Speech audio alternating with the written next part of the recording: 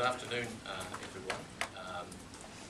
I've called the session to clarify some aspects of the media coverage in relationship to the process used ultimately to Iain Fletcher's Director of GCSB appointment.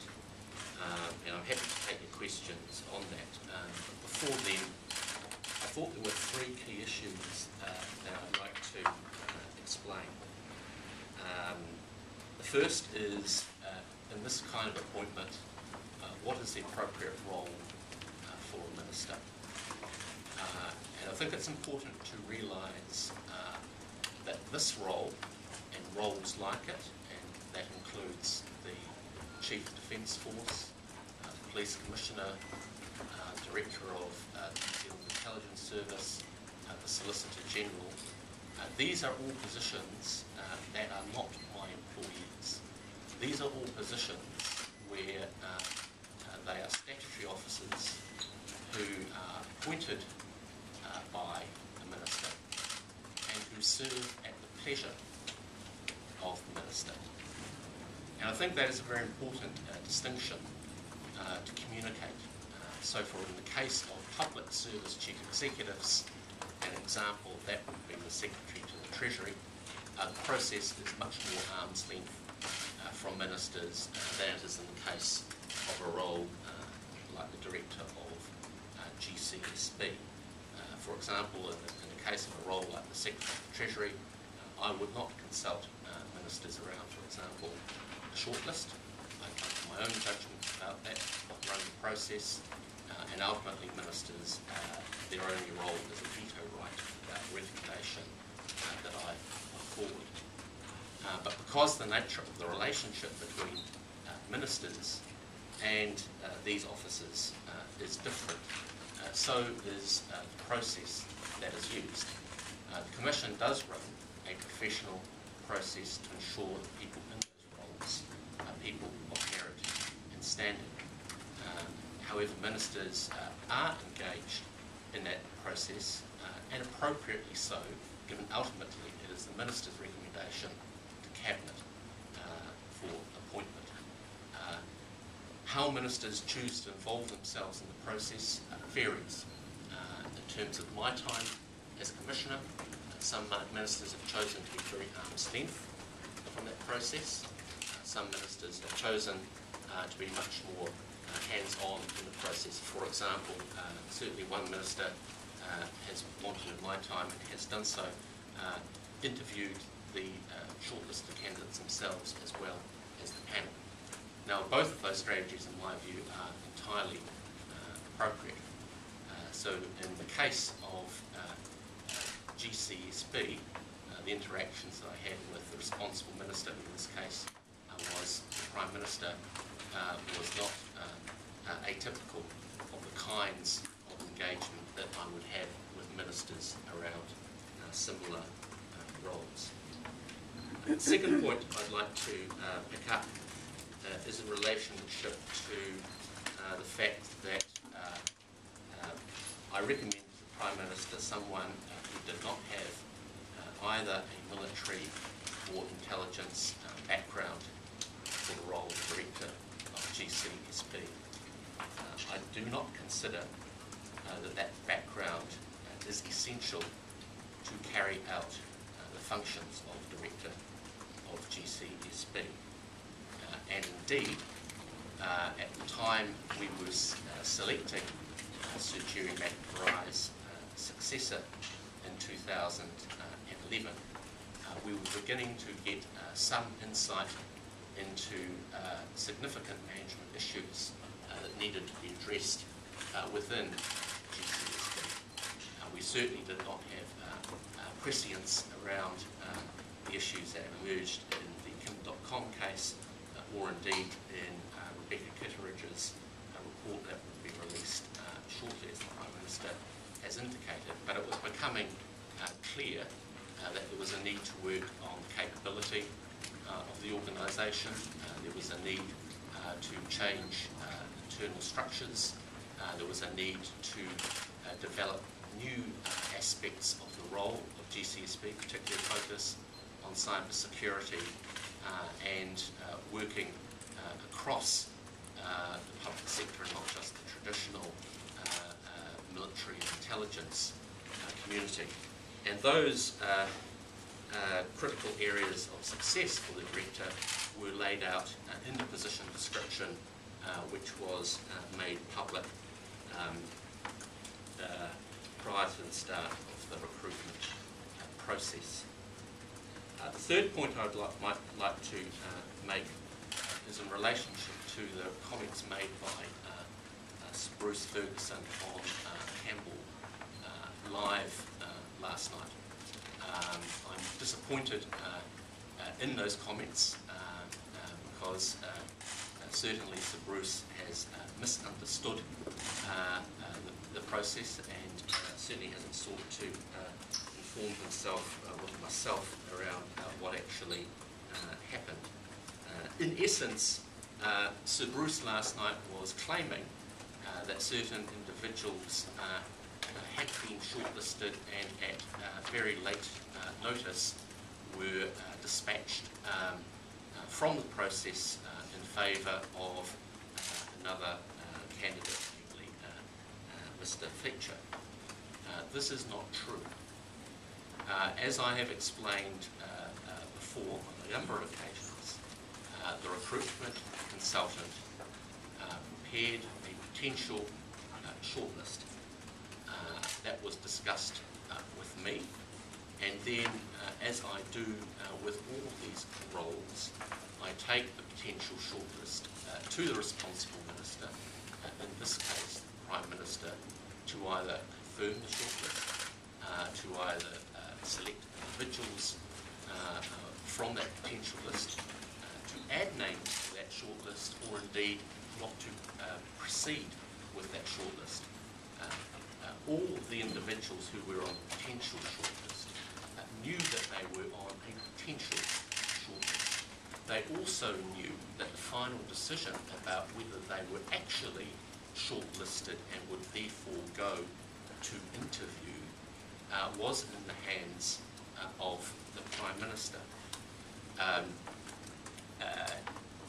Because there was the possibility that the Prime Minister would accept some or all of those names, the individuals were told that if they were successful to get onto the shortlist, to clear, to make themselves available on a particular day for interview. So it was no surprise that people on the potential shortlist knew when the interviews were, because that was the nature of the process. That, however, was very different from an understanding that those people were actually shortlisted. Prior to the interview date, those individuals were told that the Prime Minister had considered their applications and their interest was declined at that point, and the Prime Minister was asking me to consider other individuals for the role of Director of GCSB. Questions? So it was the Prime Minister, then not you, that decided to scrap that shortlist? Ultimately, I provided my advice. As I said, I've been very open in my judgment, while a number of individuals on that potential shortlist were very solid individuals. In my view, the change context that GCSB was facing at that time, and I think subsequent events proved that it is currently facing, meant that those individuals were not best placed to lead the organisation in the future. Ultimately, it was a call for the Prime Minister whether he chose to accept my advice. So and in this case, he did. So are you suggesting that perhaps having a military or intelligence background could hinder a person in that role?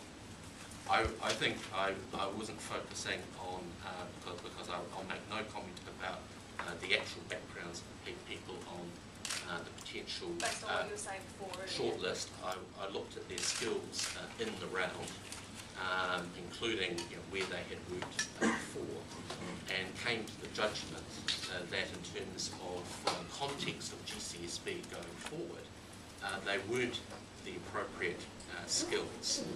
When ultimately Mr. Fletcher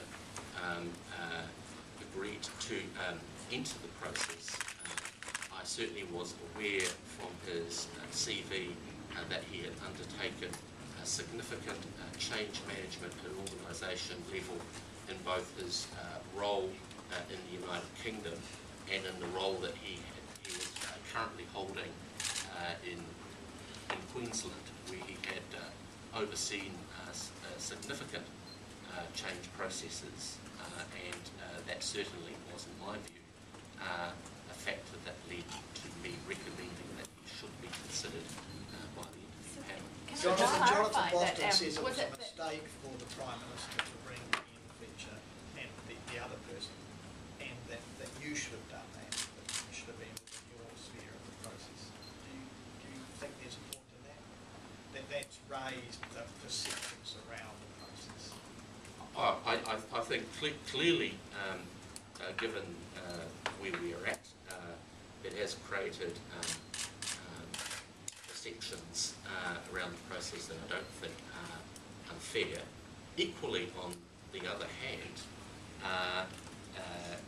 and this has been advice that the Commission has given for a number of years, it is not wrong or unethical for ministers to suggest to individuals that they enter a recruitment process, and that is the nature of the Prime Minister's intervention. The suggestion that somehow myself, Martin Weavers, John McKinnon, Helene Quilter are somehow going to be swayed by the Prime Minister making a phone call to someone to enter a process, I think is bizarre.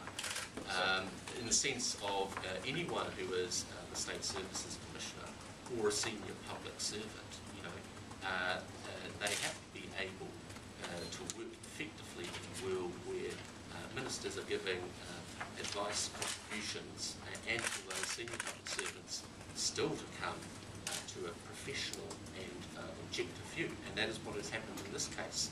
I chose very deliberately panel to consider any application in this case because I believe that they are all people of high integrity. They are also people who I think had relevant skills and experiences to assist me in coming to a view about whether a candidate was suitable for appointment. So could I just clarify, you decided that the people on the shortlist weren't necessarily up to scratch, but it was ultimately the Prime Minister's decision to scrap the shortlist, to reject it? Ultimately, I don't resign from my advice. I've been very clear so what my advice exactly was. Was your advice? Well, my advice to the Prime Minister is, as I've said previously, because of the context in which GCSB was entering, while some of the people on the potential shortlist had solid backgrounds, they were not the people I believe could take the organisation forward best. But so why did you take the shortlist to them then if you didn't think they were any good? Well, in the sense of as I say, in the context of this exercise, we had been running a process where the recruitment consultant we had formal applications, they had done a degree of search. For me, it was important, and I go back to the initial comment, because this was a ministerial appointment, to keep a high degree of transparency in front of the Prime Minister about what the process was throwing up. In this case, I took to him the best candidates that had come from that process, and the Prime Minister had a real choice about whether he took those people forward. I gave him my professional advice that I thought in the first instance we should see whether we could identify other candidates that I would consider better suited to take forward GCSB in the current context, he accepted that advice, but ultimately that was his decision. But why didn't you though then take on bringing all of the potential names that you and the Prime Minister talked about? I mean, well, there was, in terms of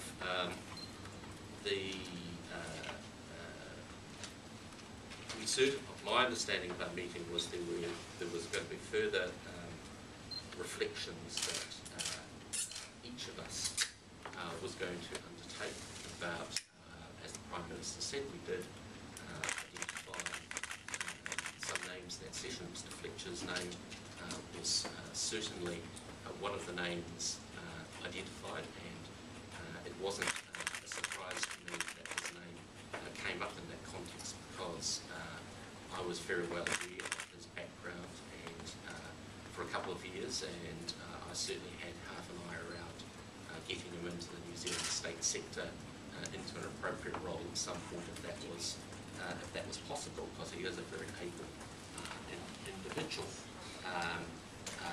My recollection of meeting with the Prime Minister was I hadn't expected him to bring Mr. Fletcher directly, but he obviously did so. So I was a little surprised when I had the call from Mark Weavers. But as I said, well, what had you expected would happen? Well, I mean, my expectation was we were going to work through further names, identify them, and my expectation is that the Commission would have approached an individual or individuals. So create another shortlist effectively. But Well, we'll see whether, I mean, we were in a live situation about could we identify further potential candidates. but instead the Prime But Minister you went would like have then that, made the short. approach, that was the point. That's right. So can we point, just to be clear, what point was the Prime Minister make you aware of the friendship that he had, the family friendship with his Actually, way back in 2009, I recall having a discussion with Prime Minister about what I was trying to do with the Chief Executive Group in my term as Commissioner. I expressed a desire to the Prime Minister that I wanted to build on the existing skills of the group by bringing in people from different backgrounds. These included expatriate New Zealanders who had performed well in public sectors overseas. And I think in that context he was positive about the general idea and said, you know, I'm aware of Iain Fletcher at that time. Iain Fletcher was in the United Kingdom, and he told me about the nature of his knowledge of Mr. Fletcher. So you talked about one So the shortlist is vetoed. The shortlist is vetoed. That process doesn't go any further. The Prime Minister then rings his friend, which you say you didn't expect and you were surprised by, and you were still telling me that you were confident that this process was all handled above board. Oh, absolutely, and I'll tell you why I tell you that, because we talked about Mr. Fletcher's name in the meeting. As I said to you, I was certainly very aware of Mr. Fletcher's pedigree, and he certainly wasn't, from my point of view, a left field name in this context. I'm very clear, though, that I'm totally confident in the process, because the Prime Minister was very clear with me that he wanted anyone to go through the recruitment process, and he wanted me to give him a recommendation around whether he should appoint an individual. And that, you know, I've worked now with this government for 4 years on a wide range of appointments, and in that time I have never received pressure from ministers to act in a particular way. Ministers have, and the Prime Minister in particular, has always been scrupulously professional in terms of his expectations of me about making recommendations on appointments. But by would it making- be by fair to say- making- would it be by fair to making say that that the phone normal call, recruitment process was cut short once Mr. Fletcher's name entered the fray? I don't think that is a fair comment at all, because I think what we were facing in the situation of my advice and the Prime Minister sharing that view, that we did not want ultimately to go ahead with the potential shortlist. There was the opportunity to identify other more suitable candidates or a candidate. There was a very limited time to do that. The reason being, as some of you will be aware, there is a convention that appointments to positions like this are not made within 3 months of a general election. So we were facing a situation of either a suitable candidate being considered and recommended for appointment, or no candidates being identified. And at the time, Mr. Fletcher's name came up, and even at the time the Prime Minister rang him, it was not at all clear that he would enter the process. If that had not come to fruition, we would have actually closed off the process pretty much at the end of July, and we would have had to restart the process after the 2000 election in 2012. Did you consider re-advertising the job when you thought that the shortlist wasn't up to scratch and the PM rejected it? Did you think twice about putting the job out in the paper again? No, I think not at that stage. As I said in my media statement last night, you know, it's normal business for me to get a shortlist and then say, well, actually, am I happy with this? Do I want to add someone to it? Do I want to search for more candidates? And I wanted to go through that further exploration before we decided, no, we're going to go and re-advertise. You talked about the reception. You talked about the reception What before. did Mr. Key say to you in 2009 when you first discussed Mr. Fletcher? How did he know? Did he explain to you how he knew Mr. Fletcher and why he thought, how he had knowledge of him, why he thought he was a good potential candidate for top appointments? He was aware of the role that Mr. Fletcher was holding at that time. He knew that was a relatively large public sector organisation. I can't, we're going back to 2009, I can't recall whether the Prime Minister said how he knew, but he certainly talked about how he had known Mr. Fletcher and his family when they were young, and the fact that they'd had infrequent contact since then. And also, when were the other candidates told that they were no longer in the running? Mr. Bruce last night suggested they were told after Mr. Fletcher was appointed. No, that is not correct. I've consulted notes on this this morning. I asked the recruitment consultant to communicate to the potential shortlist that they would not want to consider further than the 21st of July. Mr. Fletcher was interviewed on the 26th of July, and we then had a process of referee checking that went on after that time, and I think from memory the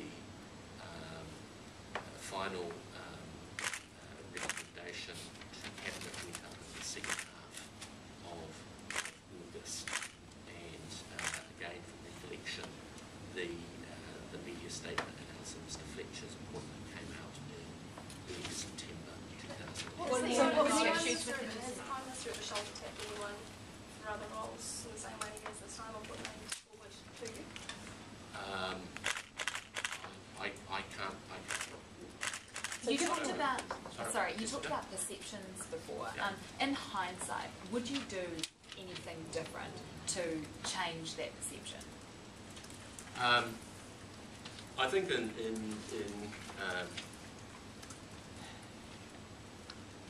substance, if we look at what's happened, I certainly wouldn't change the fact that Mr. Fletcher was eligible to be in the process, because I think his professional credentials speak for themselves.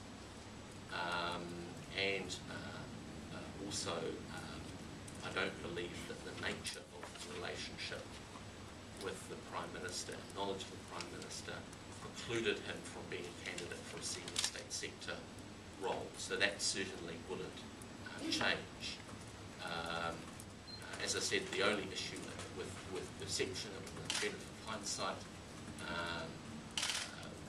would have avoided, I think, some of the perceptions that we have currently is if I had contacted Mr. Fletcher rather than the Prime Minister. Would that have been normal practice for you to do that? Absolutely.